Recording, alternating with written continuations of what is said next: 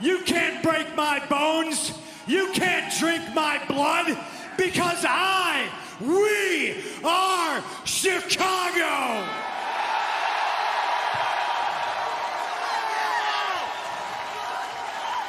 He's about to make it official, guys. He's getting ready to sign it. CM Punk. Wow, this is nuts. Putting pen to paper.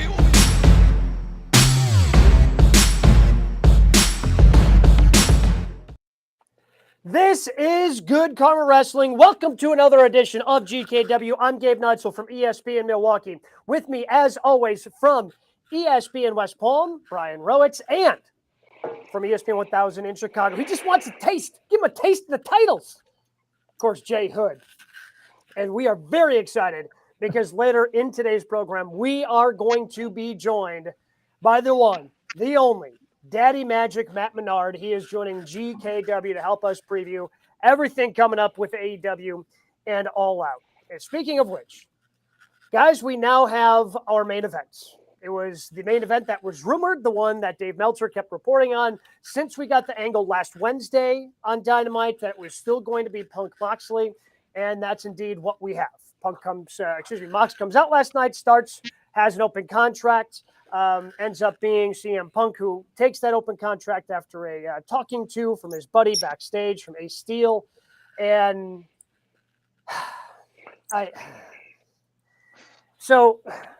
Here's I guess I'll just dive in here and see what you guys have to say about this. So one of our main complaints about AEW is, hey, great wrestling, still need to learn to tell some great stories. Not that they haven't told great stories. There have been some, but consistently they just haven't been there. And initially, it looked like the main event for All Out was just going to be a title unification, be a good wrestling match. And I don't know if you necessarily needed a good story behind it because Punk was so fresh off the injury. It's not like you had a lot of time to build to anything. So, tip of the cap to Tony Khan and the crew for trying to tell some sort of story for their main event for All Out. That being said, if this is the story you wanted to tell, it needed more time because doing some big comeback, to me, rings hollow and empty when you're only doing it in a week's time. Well, based on what Tony Khan said in his media call earlier today, guys, he says that a lot of all of this last-minute booking for All Out was all predicated on injuries and who's available and who's not. And he said a lot over the last couple of weeks, we're going to have the strongest roster we've ever had. And the reason why is because now you're starting to see guys come off of injury. That includes Kenny Omega, and now we see CM Punk. So the story, I suppose, that they're telling is that CM Punk loses the championship in 5 minutes or less against Jon Moxley in Cleveland in front of what you would consider, Moxley's Ohio natives, his Ohio people, Browitz. And so we get back to Chicago for Dynamite. And the whole thing with Ace Steel, to me as a Chicagoan, it had my heart pumping because it made you feel, right? I mean, just the way it came across, Ace Steel tells CM Punk, you actually can do it. And I think that solves everything and all the question marks we've had about this event. And now we're going to ultimately see CM Punk win the championship in front of his hometown. At least that's what we think is going to happen. There could be a swerve with MJF, but we never know. All I'm saying is that Tony Khan says the reason why all of this was so haphazard and so scattershot is because of he wasn't sure who's going to be available and who's not. Kind of like Forbidden Door, same way.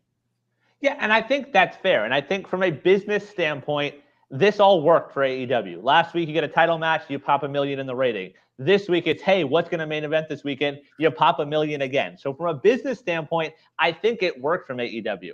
But to your point, Gabe, I agree. From a wrestling fan and an investment from the storyline perspective, it didn't work for me. Like, we could have gotten to this point and not had that match last week. You could have found another way where Mox beats down Punk and he still needs that talking to.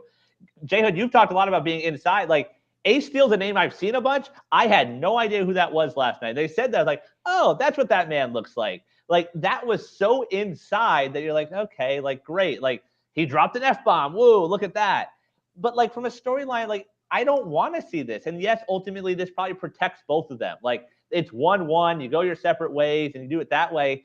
But it just isn't doing it for me. Like, I'm not excited to see this main event on Sunday. Now, I think you could have told some sort of similar story of CM Punk. To me, the way you tell the story, you didn't need to have the match. Like the squash match to me is what throws this whole thing off. Right. Because you didn't need to do it. Like you didn't need to unify the titles then. You could have easily told some sort of story of, CM Punk, doing a warm-up match. Okay, I want to get one match under my belt before I have to unify the titles with Mox. So he goes over, some lesser talent, but at the same time, like, oh man, my foot isn't there. I don't know if I can do it. Mox's been so dominant. And you can build up Mox that way as this monster and then still put CM Punk over if you want. The fact that Mox went over in 3 minutes or less, and now less than 2 weeks later is likely to lose the title. Like, I've said this before, like the whole predication here of professional wrestling is me being able to suspend my disbelief on a certain amount of things. Like Mox being that dominant 2 weeks ago and then having to drop the title, like that doesn't seem to add up to me.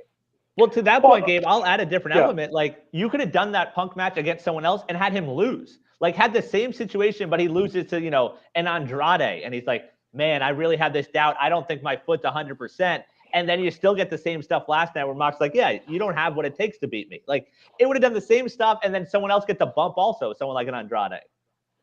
Well, a couple of things. One is that if Punk and Moxley don't happen in Cleveland, do they get their million fans plus? Probably not. No, probably not. Because it's what you just mentioned in the open. Like they were able to draw a number with Dynamite, and they've struggled to try to get that number. So they got 1 million plus for that matchup. 4 minutes or not, it happened. The other side of it is, it's like, what if? And again, all three of us don't know. I've not asked. I've not called. What if Moxley would not drop the title unless he was actually the undisputed champion first? Sure. There's always business that way too, which is terrible because whatever Tony Khan said should be the end. But if there's like a Shawn Michaels, Bret Hart thing going on where Mox is like, I've always been the champion. I'm not interim. And says, okay, well, I'll drop the title to you in Chicago, but I got to beat you on TV. That could have happened too. I would agree with you that it shouldn't be that way. But the thing we don't know is that the way the business went, where Moxley had to win in Ohio in order for CM Punk to win. Again, we assume that CM Punk is going to win on Sunday. Right. Yeah, we assume, right? Mm-hmm. But here's the thing: if he does not win in Chicago, you could be killing the town. You could have a problem where Chicago's like, we're gonna riot if my guy doesn't win the championship. You come here 3 times this week, and if Punk doesn't come out as a champion, this city will burn. Well, I'm just telling you. Well, but that's the thing, right? Like they use Chicago a lot. The AEW, like Chicago is. I know they were at Daly's place, and there's the Jacksonville Jaguars tie with the Cons and all that. But for all intents and purposes, Chicago's the home of AEW. Like the way that they use it in terms of how often they go there. So if you're talking about doing business, if you're talking about doing, like, okay, that's why they had to do what they did with Mox. Maybe that's why they did so they could pop 1 million rating. Like you got to put CM Punk over because otherwise, yeah, good luck going back to Chicago and selling out all the arenas that you have sold out over the last calendar year. But that doesn't make Mox even more legit. Like if Mox beats him again and it's another quick match, like do you look at Mox different in that situation? Like, all right, like this is their guy. This is who they're putting everything behind right now. Yeah, I don't know. It seems to me that Moxley's firmly entrenched with AEW. If he does drop the championship, I can see him winning it again. I do believe that. I think he could have like 3 or 4 more reigns as champion if he wanted to. Does he fit the WWE mold?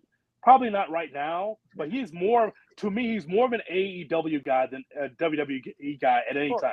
To me, that's because he bleeds every match. Like they're not going to let him bleed that much over at WWE. Like you can't, open yourself up the hard way the way he does by headbutting things. Not until Cody comes back. Hey, it's been 2 weeks in a row with no Mox blood. So, I mean, you got to cut the guy a break. It's been 2 weeks in a row now. Yeah, I mean, but he didn't have a match. He only had 2 promos this week. So, although, who knows? I mean, after he came out fired up for that second promo, he could have headbutted a ring post and, like, made himself bleed. And I don't think anybody would have been too shocked. So I don't know about you, but when wrestling's right, wrestling makes you feel. When you watch a movie or when you watch a TV show, and all of a sudden you live vicariously through that character where you feel like that you're there. I felt, even though I didn't go to Dynamite last night, I felt like I was there, only because CM Punk talks a totally different language than maybe everyone else because he's from here, because he's from Chicago. Man, just to watch him and talk about Chicago and the way he came across, to me, it was pretty powerful because, you know, Ace Steel comes out there and we in the city kind of know who he is as an independent guy. And so I knew who he was when he came out there. I know the nation didn't know, but I knew who he was. I knew that they used to be a tag team together. And then when I see him and slapping Punk across the face, I'm like, wow. So we got two instances this week of making you feel. The Punk promo made me feel like, yeah, you know, pride for the city and pride for him, feeling like he can win the championship. And then, of course, the Rollins Riddle promo as well, where it's like, man, if you're Matt Riddle, that's as real as it gets. Yep. If you're Riddle and you allow that to happen, I felt for him. Like, you want to talk about my kids and my divorce on TV. It made you feel something when you watched it this week. See, I agree with Monday, but last night, and maybe it's because you're Chicago-centric, like, it didn't do anything for me. Like, to me, it felt so forced because we've seen real emotion from Punk, whether it be dropping the title or some of the other stuff. Like, it felt so just forced last night where I'm like, all right, this is a little long. It's a little uncomfortable. Like, I didn't have that feeling. There was nothing last night from any of those promos. The first Mox one was really good, mainly because I was intrigued by, like, okay, who's going to sign the contract? But after that, the other two are just like, all right, whatever. Like, we're going to have it again on Sunday. Punk's going to win. And again, there might be a swerve, but I think at this point, it's probably safe to assume Punk's winning on Sunday. This is nitpicking, but I think I would have liked to see someone backstage try to get the contract away from Ace Steel. Like, come on, like, he was just sitting back there for an hour. You're telling me there's nobody else back there that'd be interested in signing an open contract for the AEW championship? Just, you know, a couple of things backstage of him having to, you know, avoid a couple people and still being able to get it out to Punk. You mean like Nick Nemeth? Right. Hey, I got the contract, guys. Hey, I'm Hollywood Huck. I got the contract. You want him? You want him to have it? Want him? I mean, I was thinking more of Peter Avalon, but, you know, hey, whichever one that was out there, you know, one of those two. One of those two certainly would have been worth going after. All right, so that's clearly the top story, but so many things to talk about because we've got two pay-per-views, one from each major promotion coming up this weekend, part of Labor Day weekend. Let's go ahead and get into our three count, the other top three stories going on in the world of professional wrestling. All right, guys, we'll bounce around a little bit, starting with those two shows. Saturday, WWE Clash at the Castle, 1 o'clock show. AEW All Out comes your way Sunday from Chicago, which according to some is an A-town. So we will see 10 total title matches this weekend. How many title changes will we see overall? All the shows? Okay. Yeah. Over the whole weekend. Those two shows, weekend. 10 total. You got 3 on the WWE side and then 7 on the AEW side. So just so we get all those out there, the 3 for Clash at the Castle are Reigns McIntyre for the undisputed WWE Universal Championship, Liv Morgan versus Shayna Baszler for the SmackDown Women's Championship, and Gunther versus Sheamus for the IC. At All Out, as part of the pre-show, Pac versus Kip Sabian for the All-Atlantic title, Hook versus Angelo Parker for the FTW. We do have, I mean, I guess there's going to be a new women's champion that's going to be crowned. There's going to be new trios champs that are going to be crowned, but also an actual title up for grabs situation where you have a defending champion, Jade versus Athena for the TBS, Swerve in Our Glory versus Acclaimed for the tag, and Punk versus Moxley for the AEW World Championship. Okay, so I have 2 plus the trios. I have 2, so I guess that'd be 3. So I imagine CM Punk is going to win the AEW championship, but then again, you never know. MJF is still that wild card. Like, I don't expect him to be like in the casino battle. I don't expect him to be. I don't think he should be in that. I don't see that, but I expect him to be there on. The winner of that does get a world championship opportunity. Yeah. I saw trending last night with Samoa Joe. Some people speculating he might be the Joker, as they're calling him. Sure. I expect Punk to win. And is it just me? I know we got to talk about this at some point. Guys, they put a lot of video and a lot of effort into the McIntyre build. A lot. I mean, are they going to go all the way overseas and that guy's going to drop the title like he's in Norwalk, Connecticut? Seriously? Like, is he going to – I mean, seriously. I mean, they put a lot – it makes me believe, bro. I'm watching this, and I'm seeing this stuff on Twitter, and I'm seeing this on TV. They're going out of their way to make you believe that McIntyre is going to beat Roman Reigns.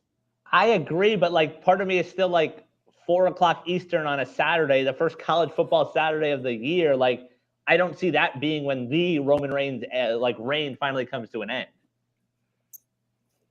If it happens, like, again, one of those things that you can throw on top of talking yourself into McIntyre going over in Cardiff. Right. Like, there has been a lot of sympathy for Drew that he never got that moment in front of fans. Mm-hmm. That he was champ, and he did a hell of a job being the champ during the Thunderdome era when there weren't any fans to actually watch the product live. And they want him to be able to have that moment.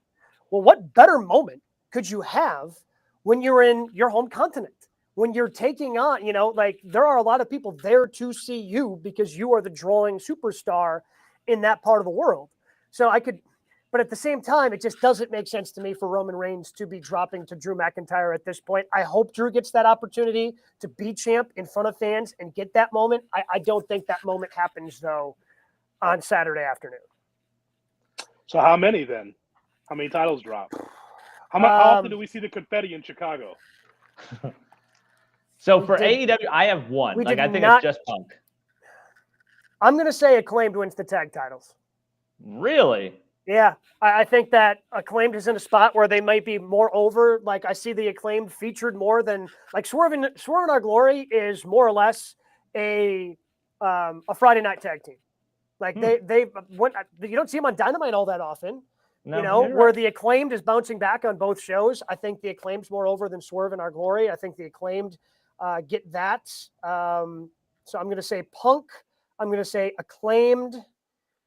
And I think I'm with 2 as well. I think that's what I'm stuck at. Or maybe the other thing that I can see Sheamus going over Gunther, just so you have at least one of your hometown guys going over on that show.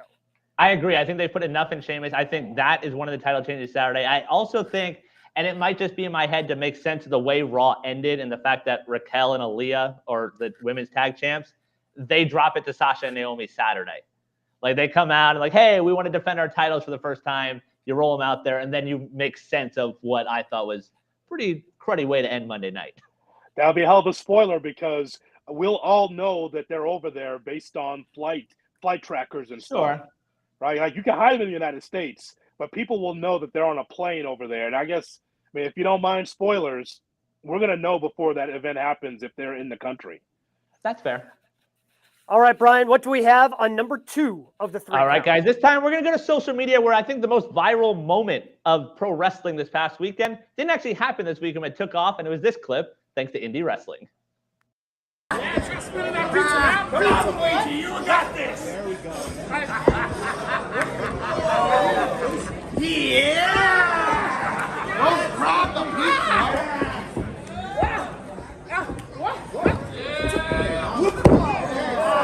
Give me that stupid pizza boy. Get it.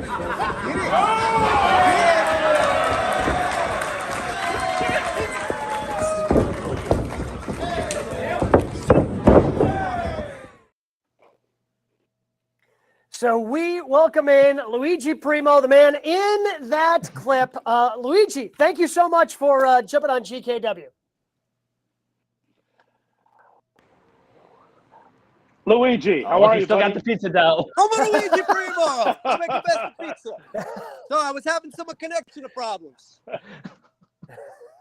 No, you're fine. So where did the idea come from? Obviously, that's a talent. Like, anybody who's tried to make homemade pizza, like, attempts to do that, and everybody fails miserably. Like, where did the idea of doing that while doing a match come from? Okay, so for me, I've spent many years working in my pizza restaurant and also learning to wrestle. So I thought what I'd do is I would take the things I do in the kitchen, such as, you put the down, and then you would top it with the toppings, but onto the mat, and I jump on them, and I top them in the manner of a pizza. Luigi, what's the strategy to try to confuse your opponents by having the dough spinning? How does that work? Is it better on the left hand or right hand when you're trying to confuse the opponent? Yeah, you ask a very good question. You see now my hand's a little bit of a hurt, but normally what I can do is I can go this hand. They go to grab that hand. Oh, I switch hands, no problem. They go to grab this. Oh, I switch it again, no problem. No hands, no problem. And then if they got the leg and the hand, I can do a head situation. See, the important thing about making a good pizza is to make sure it has touched your neck and the back. I see. Good to know. Who knew that? Luigi, this Yeah. clip on social media, I know it took place back in April, Mania weekend, but it's got over 5 million views in less than a week. What are some of the craziest accounts that you've seen either interact with it or retweet it? Where you're like, oh, that guy's retweeting my stuff right now. Yes. He's a BJJ guy. No. Okay. Okay, he reposted it. He's a BJJ. None other than a Mark Zuckerberg was in the comments. Wow. And Wow. So Too savvy. I said, hey, Mark, Mark, I make you a good pizza. But of course, he didn't respond to me. He's just a dancer clown, dancing for my amusement. So how is this? Has this worked out for you? Have promoters been calling you all week because they want the pizza? They want Luigi making pizza during their shows.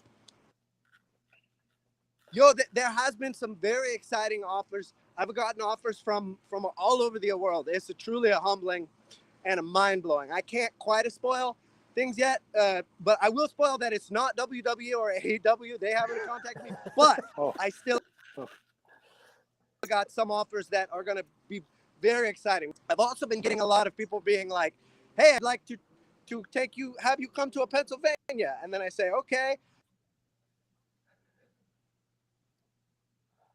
Okay. That's a tease right there. Man. That is the ultimate tease. As we have some. Can you bring me to Pennsylvania? Yes, go ahead, Luigi. You were saying about Pennsylvania. They're not willing to pay for the flights, I guess. Yeah, a lot of people just want to I guess they just like messaging me. Well, Luigi, we certainly appreciate you, man. Like, you have brought a lot of people joy with that viral clip. Happy to talking to them, but also some very. Yep. Luigi, we appreciate it with the connection issues, man. We're going to have to let you go. We certainly appreciate you. And again, check him out on Twitter at Best Pizza Chef. And hopefully we see what happens with you with this viral clip very, very soon, Luigi. All right. Thank you very much. There you go. That's pro wrestling at its finest. Again, happy holidays to you, bro. It's you finally got one of your segments on the show. A man from the Indies who is flipping pizza dough and beating an opponent. This actually happened. I think my favorite, the tweet I saw, like that was promoting that clip, was, if pro wrestling was fake, how do you explain this? And then the whole thing, it was just hilarious. I saw one ranking best wrestlers of all time. It was like Austin Rock and then our boy at number 1 after that move. Oh, Luigi Primo, number 1. Yeah. I mean, Rock and Stone Cold, they can't flip the pizza in the middle of an event. No. Only if Jim Ross was calling it. Could you imagine what he'd be saying right now? Full arm dragon twist. What the hell's he doing? The best is that it's from April. Like, it's from Mania weekend, and now all of a sudden it takes off. I mean, Zuckerberg's commenting on it. Like, that was impressive. You never know what's going to take off on social. Hold on a second. So, I mean, how long does it take to download something like that? That should have been out there on Mania weekend. I know. Right. It wasn't even on Fight. I don't know how Rowitz found it, man. Like, it wasn't on Fight TV. Who knows, who actually had the video. He had to dig deep to find it to get it out to the rest of the world. All right, maybe he's the Joker on Sunday in the Casino Battle Royal. Maybe he's trying to swerve us. Oh, that'd be awesome, wouldn't it? That would be awesome. He throws the pizza to try and get the briefcase or whatever's up there. He's trying to throw the dough. What's number 3 in the 3 count? All right, guys, a full Labor Day weekend of wrestling coming our way. Which matches, we'll go plural there, are you most looking forward to this weekend? Well, I think the one that I'm going to start with is one that I hope is the leadoff. And there are very few one-on-one matches on the All Out card. You know, we've got a lot of tag matches. There's a Fatal 4-Way, a couple of trios matches.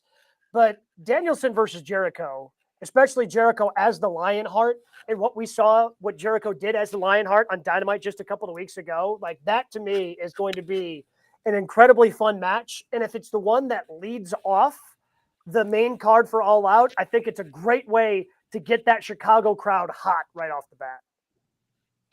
I would definitely agree with that. You know, I'm looking at this Rollins Riddle, obviously, because to me, I just think there's a lot of heat there. First of all, even without the heat, I just think that it would be a really terrific match between the two. Now that, with Cody being on the shelf, it's just a good opponent for Rollins to have. So that's definitely, bro, it's on my list. I have about 5 or 6 of them, but that's on the top of my list so far for this weekend. Yeah, Monday did a great job getting me excited about that one. And I think there's a lot of intrigue also because who goes over in that match? Because I can make a case for both sides.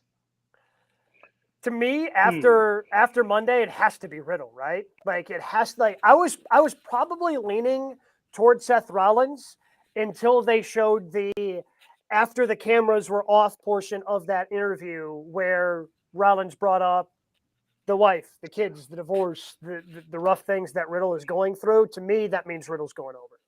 But you're going to have Rollins lose again? Like, that's a lot of consecutive pay-per-views with losses for Rollins. Well, I mean, I think you make a good point. I mean, you're losing against Rhodes 3 different times, and then the Riddle. I mean, if Rollins wins, it extends the feud, which I'd like. And actually, because it's under Triple H, wins and losses actually do matter now in WWE. So yeah. I'm intrigued by that. I think those two, like the one game match also, those are definitely the best. I'm also, speaking of just Clash of the Castle, the 6-woman match I think could be really good. I think they're going to get time to work. And you look at the 6 individuals in that match, they all can go. They're all really talented. And I think that could end up being a really good match on Saturday. Yeah, that might be the match of the card just because of all the talented people that you have. And again, maybe they add to it. I got to imagine they will because it's a stadium show and they've really been building this thing up as a big deal. And as of right now, they only have 6 matches versus the 14 that are on All Out. And that includes 3 pre-show matches for the All Out card Sunday in Chicago. But even if they add, I mean, to me, the max they could add for SmackDown tomorrow night is 2. You know, maybe you add something for the Usos, you know, maybe you do something like that. I mean, who knows? But even if you add 2, you still have plenty of time. It's going to be a longer card being a stadium show. So that trios match on the women's side has plenty of room to work. You know, I would imagine that this show is going to be should be 3 hours. So they should fill it out with more talent. I mean, I like the matches that they have so far. But I would say that you could add a 1 or 2. I'm sure there'll be one pre-show match, and you could add another one. I'm always leaning toward tag team wrestling. I love good tag team wrestling, and so the Usos should be involved in that in some way, shape, or form, shouldn't they? Yeah, I think absolutely. Gabe, you said it. Like Usos versus KO and a partner. I think that works right now, like storyline wise. And I think Gargano, in theory, I think it's a little weird that that's not there. But I don't know if they're trying to protect them or trying to save that for a special moment. But I feel like that could end up being added as well. Yeah, I mean, with Gargano coming back just last week, maybe they felt it would be too rushed to put that on this one. So they want to let it breathe a little bit more. Whereas, again, with the Usos, I think there are a number of tag teams I think you can put together and throw, Usos, these, and they're the undisputed tag team champs. So putting those belts on the line at a stadium pay-per-view show just naturally makes sense.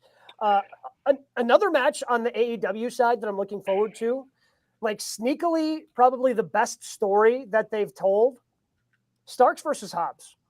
Yeah. Yes. Like I'm looking forward to that one. Like we saw the promo from Starks, didn't get much more on it last night because I don't think they needed to sell it more than they did 2 weeks ago with that promo by Ricky Starks. But Starks versus Hobbs in the former tag team guys that used to be in the stable. It's simple storytelling in terms of professional wrestling, but the way that they've both sold it has really made it you were talking earlier about emotions, Jay Hood, like you really felt for Starks in that moment. So that's one that they have done a good job of building towards with great storytelling. Yeah, Starks is a star, and that guy should be in the future as a world champion. I don't know in which company, but I think in AEW, you better lock that guy in because he's got it. He's always had that it factor, the charisma. He makes you, whether it's a heel or babyface, I think he's very talented. And this is something good for Hobbs, too. I'm not sure which way the match is going to go, but I think it's good for Hobbs, too. Hobbs is a powerhouse singles wrestler. One of his favorites is Hacksaw Butch Reed, and he kind of reminds me of Hacksaw in a way because of that demeanor. Doesn't smile, just kind of sneers at you. He's big and strong, so I like that. I wish I could add onto that list. And I would agree that Hobbs and Starks are on my list. I wish I could add Christian and Jungle Boy. I saw what they tried to do on Dynamite with the sit down. A little tepid, quite frankly. A little tepid. Like Jungle Boy is going to be just Jack Perry, and Jim Ross is like, yes, this is what I've wanted the whole time. Jungle Jack Perry. That's what he's wanted. I appreciate what they tried to do that, trying to make it that personal with Jack. But again, he's still so young and still growing in that side of professional wrestling. Like inside the ring, I don't think anyone's questioning his talent. It's his ability to be able to tell those stories through promos, through segments like that, where he still needs a little work. And again, I don't mean that as a knock. He's still just very, very young. He's very, very raw. And this is a part of the learning curve. They're trying to do the story. His skill set just isn't there. Maybe in a year it is. Maybe this time, All Out next year, he has grown on that side. But that's where I have the disconnect. Because, again, Christian as the smarmy heel wearing the turtleneck, yes, punch him in the face. All the way in on that. Someone needs to punch him in the face. And it needs to be Jungle Boy, but apparently it's going to be Jack Perry. Yeah, but at least that match has some storytelling. Like, you look at the main card, and Gabe, you mentioned that there's a lack of one-on-one matches. That's one of only 4 on the main card that is a one-on-one match. Like, that at least has some storytelling behind it. I agree. I don't think it's a match that really steals the show. I think it'll be good. I mean, that's what Christian does. That's what Jungle Boy does. But, like, I think it's missing something there.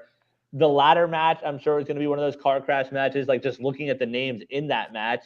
And the other one I'll throw out there, because every single time you put them on our pay-per-view, they deliver, and I think they should be trio champions, is House of Black. They're taking on Darby, Sting, and Miro. Like, those 3 in House of Black, it doesn't matter who's on the other side of the ring. They're going to give you all they got. They're going to give you one hell of a match, and I think they'll do the same this weekend. Well, in terms of just wrestling, like, yeah, I mean, if you want to talk about trios matches, like FTR is going to deliver. When's the last time they haven't delivered? Yeah.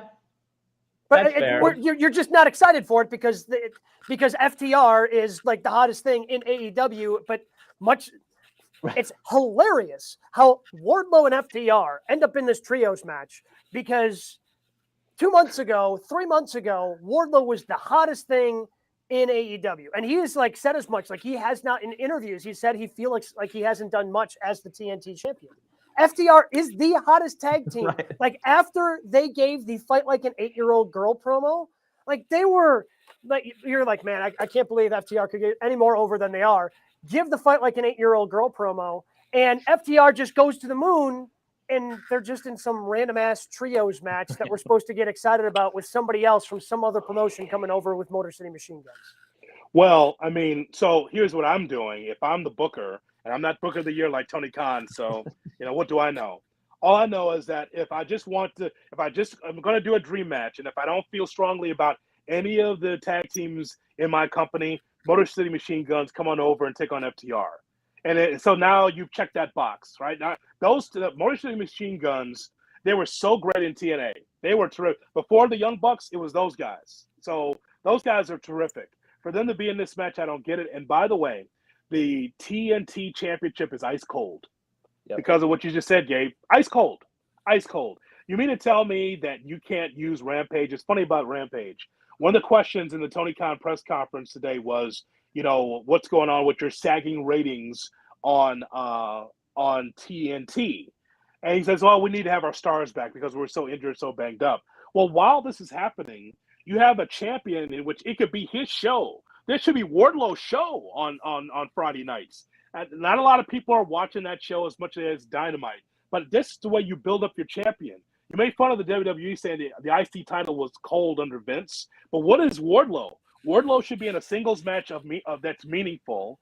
And by the way, the FTR really are the tag team champions. I know Swerve in Our Glory is the tag team champions of AEW, but I don't know. just sit somebody down and say, hey, who do you think the tag team champions are? The tag team with 3 sets of belts or a tag team with 1 set of belts? Right. The FTR actually are the champions. And I think it's crazy. Also, FTR flat out said, like, they thought it was going to be them versus the Bucks for all the belts at All Out, which we've talked about, which it seemed like was going to be the path. And now, yeah, they're just in this throwaway match where there's not even like you get any history with them in the Motor City Machine Guns. Like, you got the video package, and I think they showed up on Rampage, sort of. Like, there's nothing there. Like, the Jay Lethal stuff, like, him and Wardlow, like, there's nothing working there. Like, it's just sad to see them thrown in there because I think they're still very over. Like, yes, Wardlow is not the over that he was going back to Revolution when he won, the whatever ladder match they call it, the giant ring one. But, like, those 3 are still very over, and it just feels like they're wasted on Sunday. It's insane because the titles have meant so much in AEW. And every other one of them, all 7,000 they have in the company are being defended on Sunday, except for the TNT Championship. Right. Hell, the FTW Championship is being defended by Hook.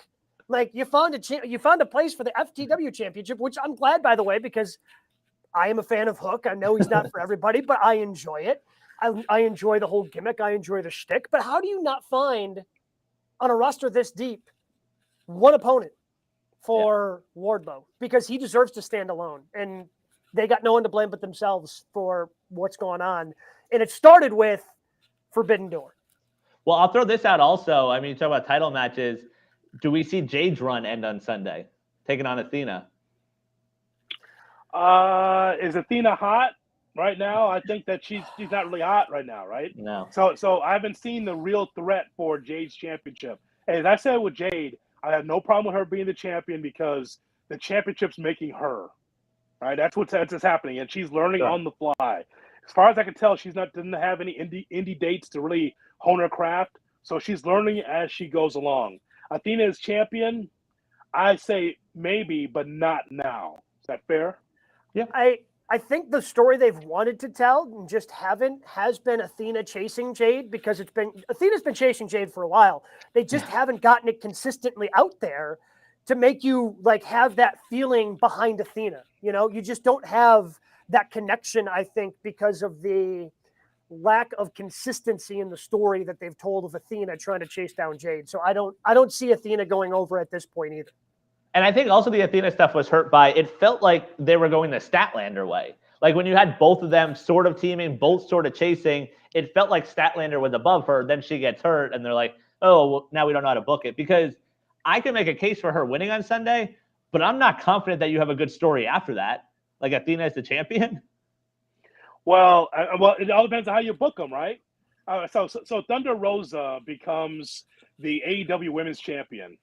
And she had some good matches, like Mercedes Martinez. I've seen that on the Indies. I think it's always a solid match. They never let you down. Those 2 in the ring is pretty solid. But then it's kind of like, okay, so what happens then?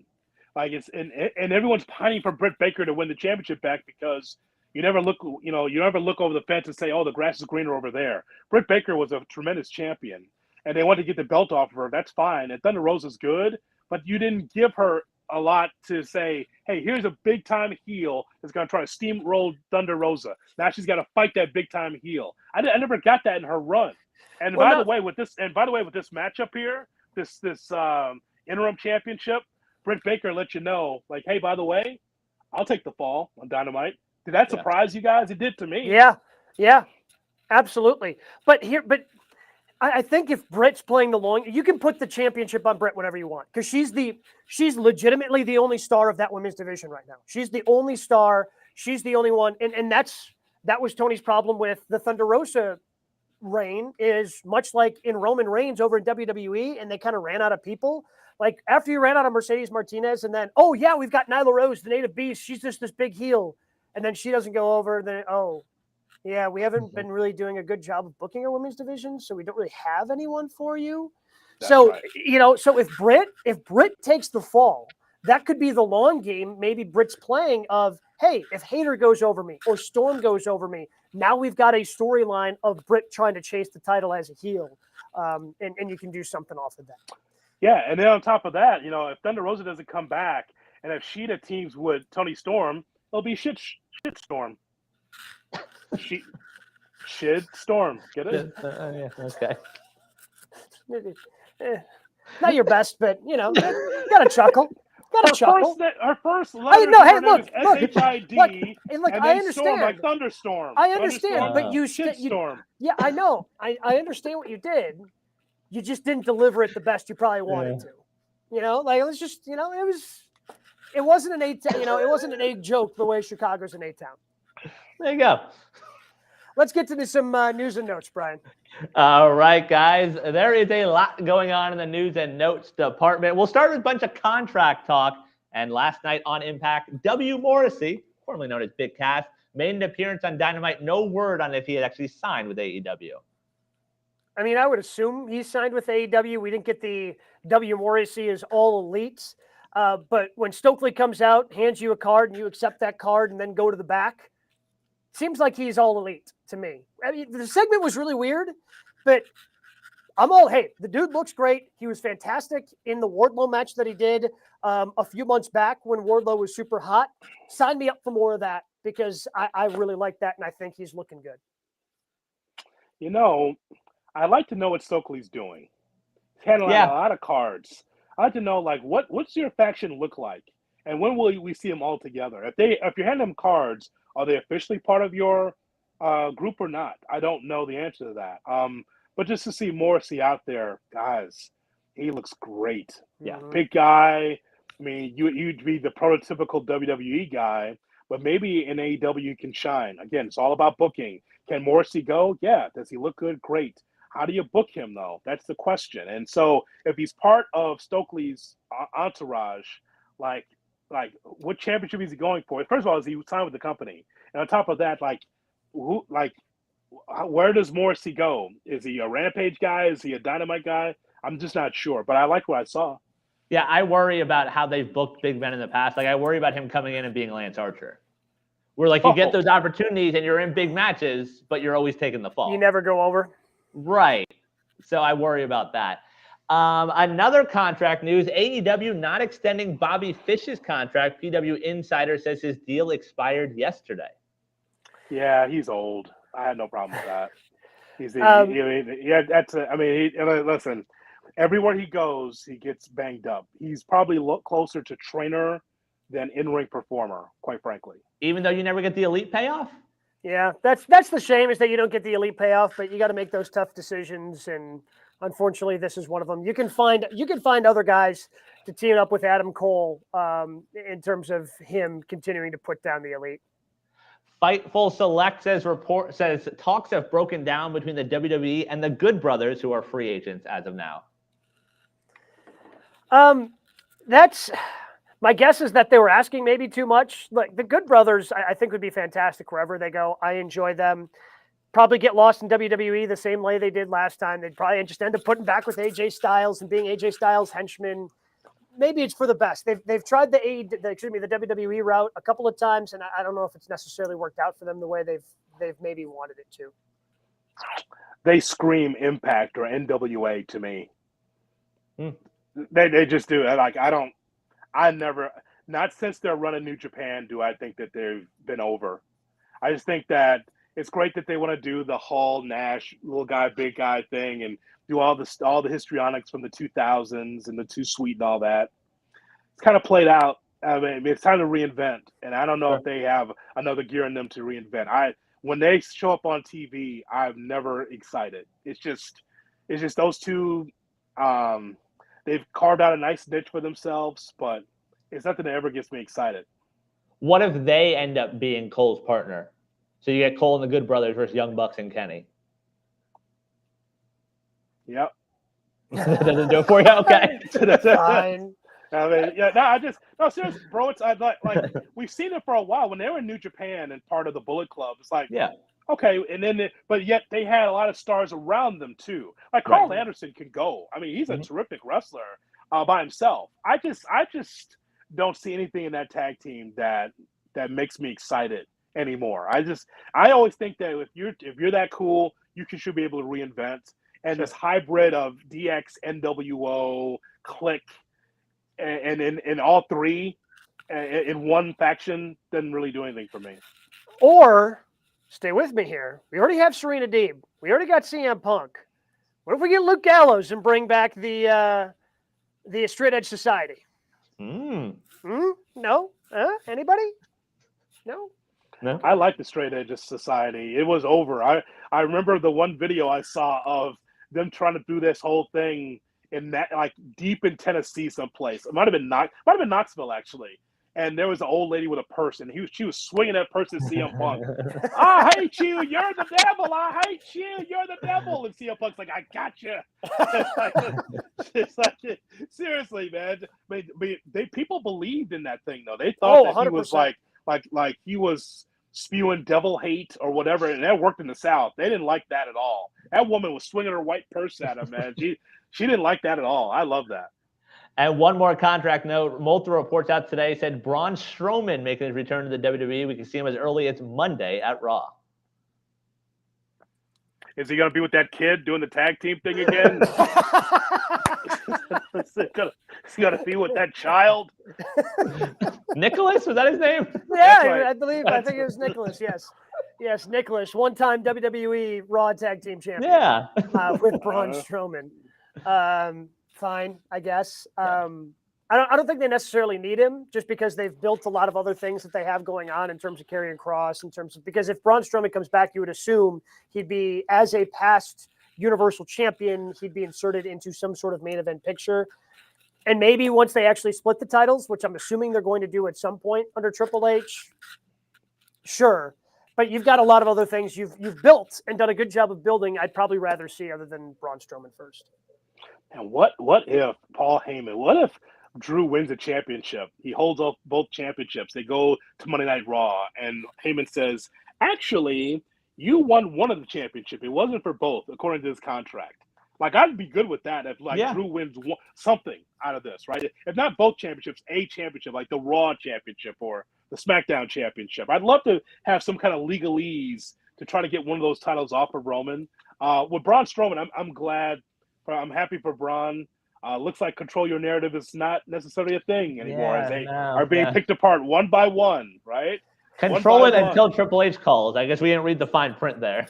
Yeah, I mean, EC3 will be there soon, and then it won't be a control your narrative. I think Braun works. I think get away from the choo-choo train, get away from the tag team with the kid, and just let him just be a monster. That's all. Yep. I think he'll be fine.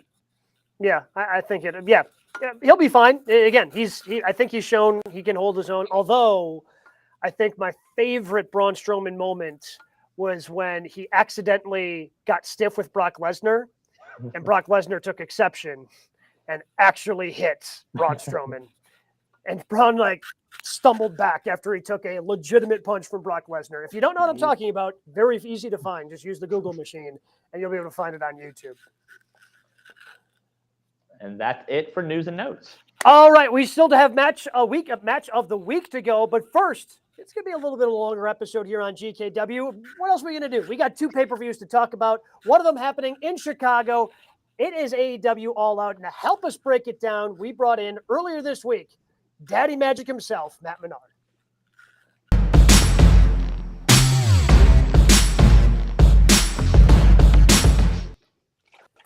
Big week for AEW, big week for professional wrestling. We are all excited for All Out coming up on Saturday. And to help us break down All Out, we welcome in the epitome of sports entertainers. We welcome in Daddy Magic. How are you doing, bud? Very good. Thank you, gentlemen. And you kind of nailed that, actually. You kind of sports entertainers. Yeah, it's pretty good. It's pretty good. I love when people on I like when people on Twitter, they spell it out phonetically, like the way that I say it. It's really something. I think part of that is two. Yeah. I think part of that is 2 of us are from the Midwest, so we already speak like that. We already right on sports entertainment. One's from Wisconsin, not from Chicago, so we already talk like that. Well done, guys. Well done. This has to be pretty fun for you with the Jericho Appreciation Society. But where does the moniker Daddy Magic come from? Because I think you've just taken it and run with it. Yeah. So. Yeah, and just to say, being part of in a team with Jericho has been unbelievable, really surreal.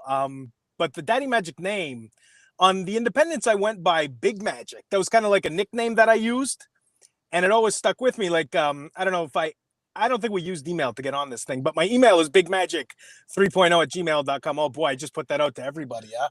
Oh, I'm going to pay for that. So I went by Big Magic, and when we initially started talking about getting together, I told Chris, I was like, hey, because he says if you want to try anything new, like with your look or anything of that nature, now's the time to do it. Now's the time to go for it. So I just straight up told him, I go, hey, I'd like to be Big Magic. And he goes, okay, cool. And then 2 days later, he goes, yeah, big, we have Jake. He's the big guy. Like, it doesn't really make sense for you to be the big guy in the team. So, like, what else do you want to use? And we did this episode of Talk is Jericho a couple months ago, before the last pay-per-view, actually.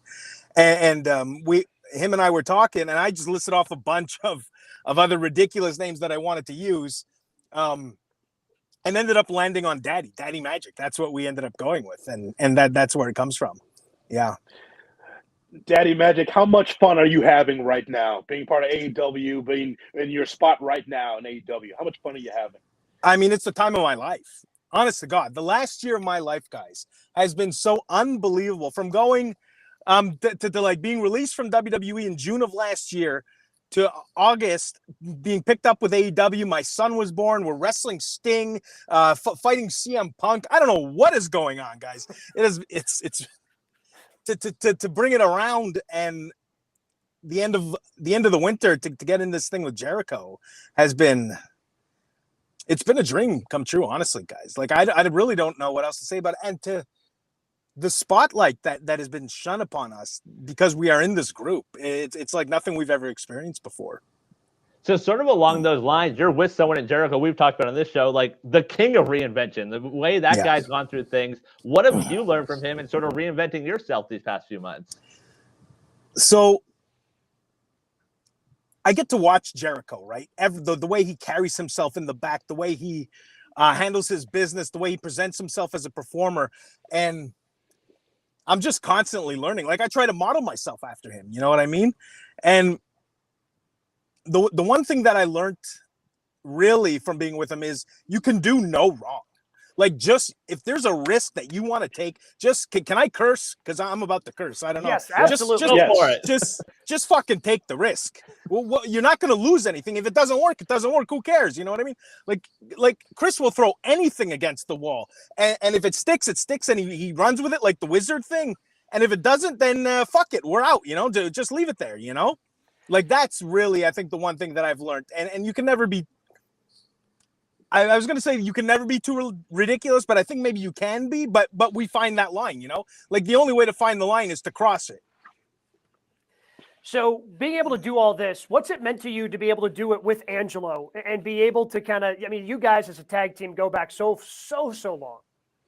Yeah, we do. I mean, we've met in the, I think at 8 years old in the 3rd grade. So I don't, like, a lot of people don't know that, but we've been friends or wrestling friends our entire lives. You know, and we trained together, and then we became a team together, obviously, and traveled up and down the roads together. So all the highs and all the lows, we experienced them together. There's nobody on this planet who knows what I've been through, who has the exact same experience that he does, you know, that I do. It matches, you know, perfectly. So yeah, it's been awesome. You know what I mean? It's really been great. Matt, are there wrestlers that you grew up watching that you modeled yourself after? Guys you watch on the TV and said, boy, you know, at one point in time, I want to be like that guy. Yeah, so, I mean, if you want to go way back, I grew up a child of the 80s, I guess, in the early 90s. I mean, Hulk Hogan, loved Hulk Hogan growing up. Who didn't, right? I mean, I don't know. Did you guys? You must have. Of course. Everybody did. Right, Sure. Okay, thank you. Yeah, I mean, everybody said their prayers. Everybody had their vitamins. Thank you. Just, you know, you had to. Yeah. Do you think by vitamins he meant steroids? Yeah, vitamin S is a steroid. Is a vitamin. Yeah, absolutely. Yeah. Yeah. Take your testosterone, kids. I digress. I love Hulk.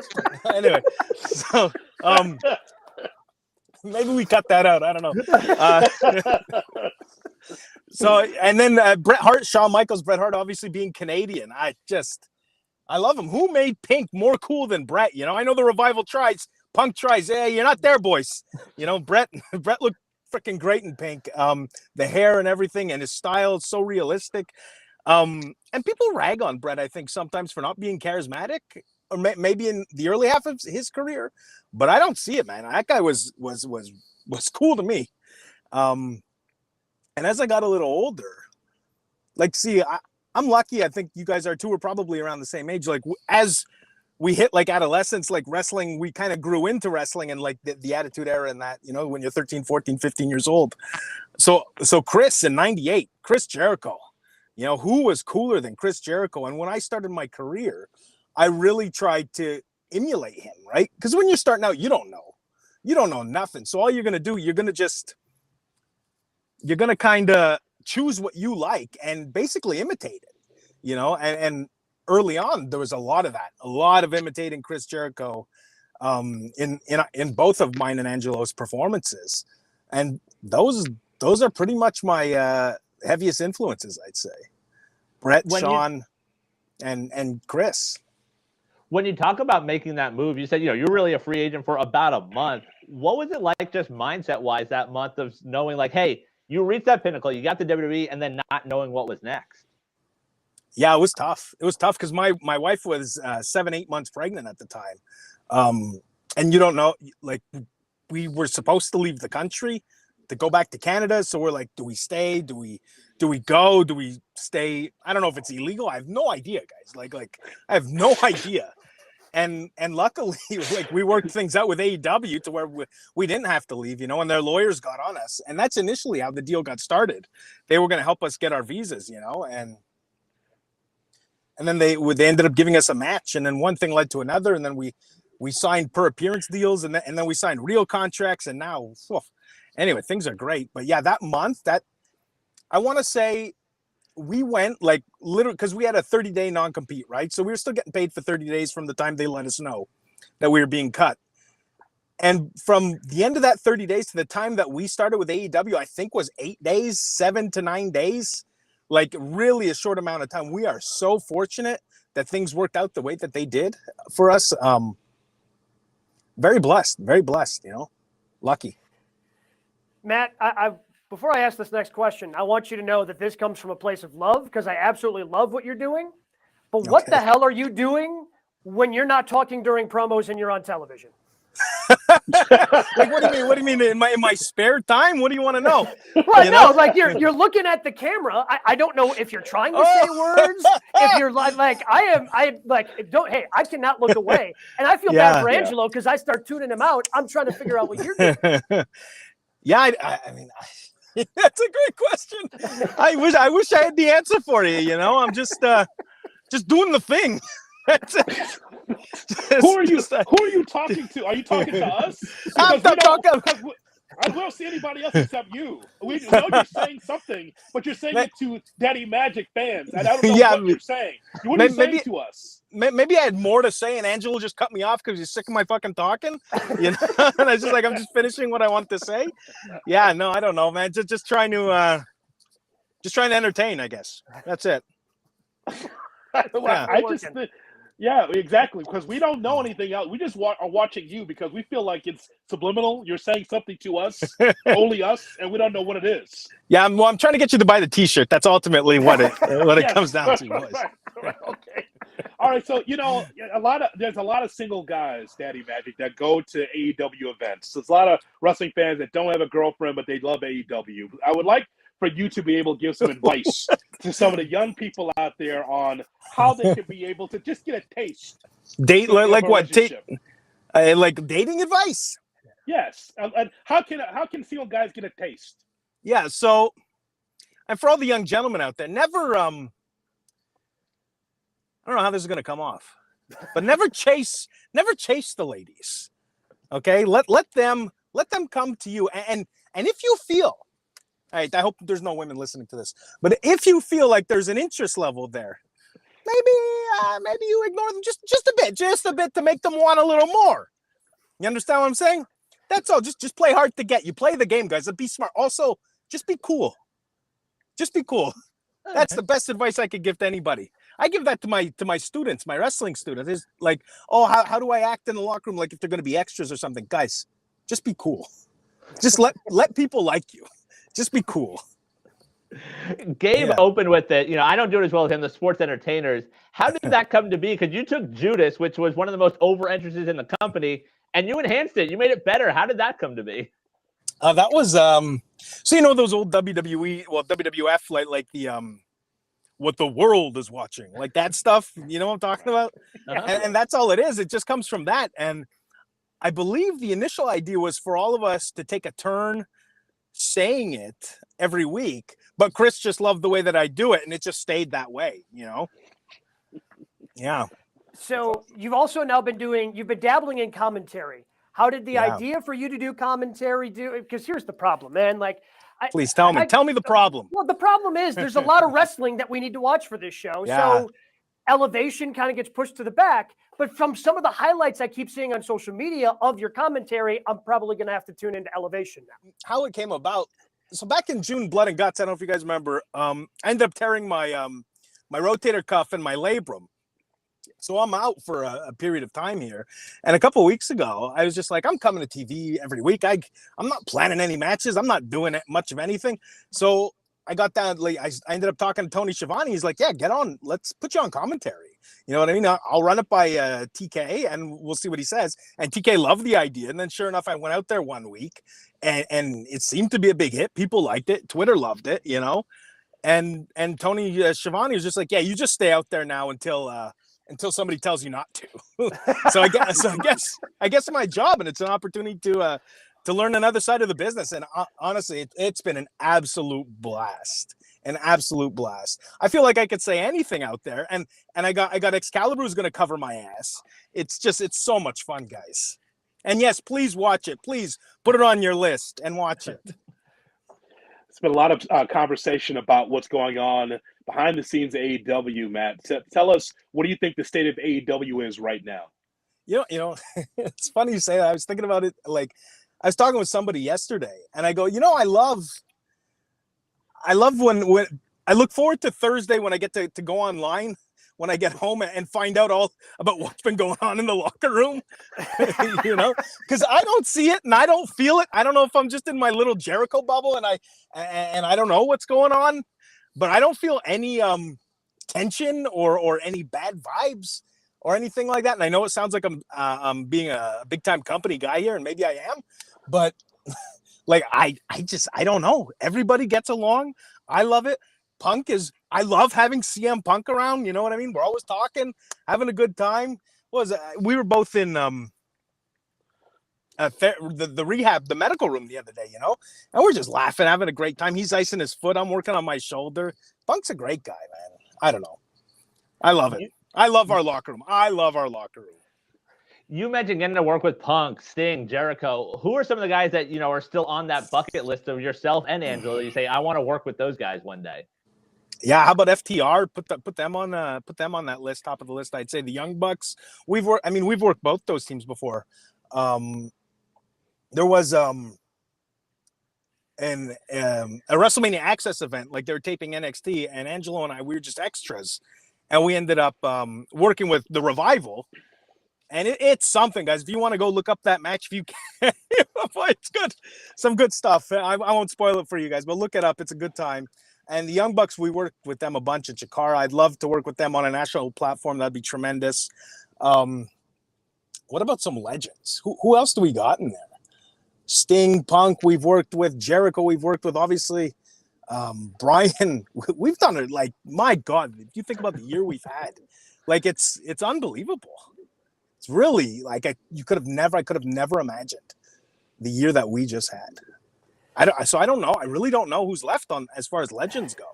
Give me Sting and Darby again. I would love to have another match with Sting and Darby, but this time where Angelo and I are kind of leveled up a little bit in the eyes of the people.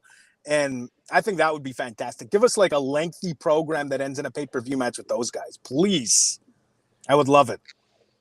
So you brought up Blood and Guts earlier. Like, yes, what sir. do you have to do mentally to get yourself ready for that match? Because you know it's going to be brutal, and unfortunately, you did suffer the injury. Yeah, you do know, and you just accept it. I think there's just a level of acceptance that happens where you're just like, well, you know, whatever happens here is going to happen, and the cards they fall where they may, you know, like, and that's pretty much it. To try to get a good stretch, to warm up, which I guess I didn't stretch my warm up my shoulders enough, Obviously, I could have done some band workouts, I guess, before. But the thing about those matches too, they're so, especially the blood and guts one. We're so many people in that match that it takes a long time to put it together.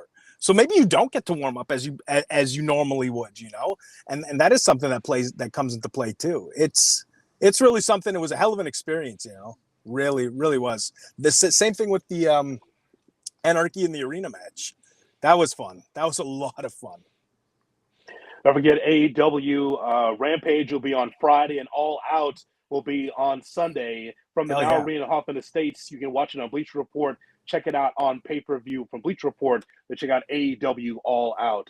Is there something, Matt, in your career that you'd love to accomplish before you're done? Before you're done with wrestling, is there something that, man, I'd really like to be able to check off that bucket list? That is a good question. And I would love to have a pay-per-view tag team title match. That is something I'd love. I'd love to win those tag team titles. I think, but there's so much, that's not all I want to accomplish. There's obviously more.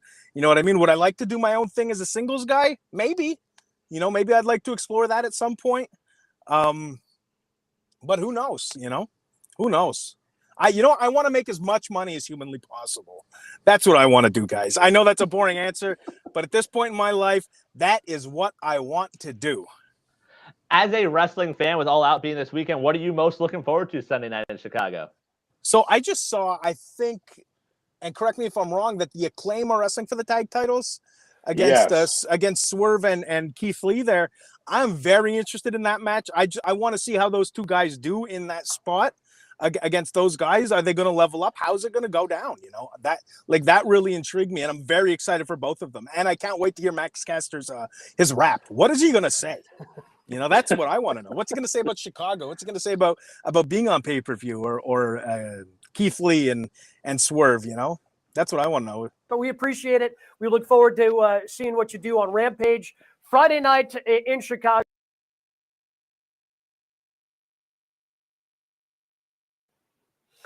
And that big thanks to Matt Menard for joining us as well. The epitome of sports entertainers. God, I love that guy. Can't wait to see what he continues to do at AEW.